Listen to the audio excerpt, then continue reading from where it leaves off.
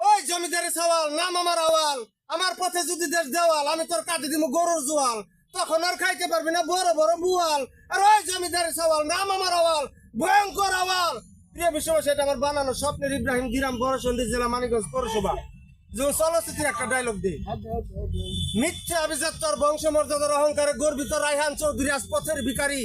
এই রায়হান চৌধুরী, তোমার কি মনে পড়ে আজ থেকে 20 বছর পূর্বে তোমার বাড়ি গিয়েছিলাম আমার একমাত্র আদরের ছোট বোনের বিবাহের প্রস্তাব নিয়ে।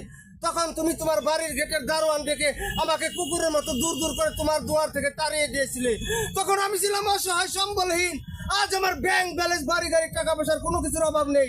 সেই রায়হান চৌধুরী 20 বছর পর আমার বাড়িতে এসেছো তোমার ছেলের সঙ্গে আমার মেয়ের বিয়ের প্রস্তাব নিয়ে। আমি বেঁচে থাকতে তা কোনোদিনই হতে দেবো না।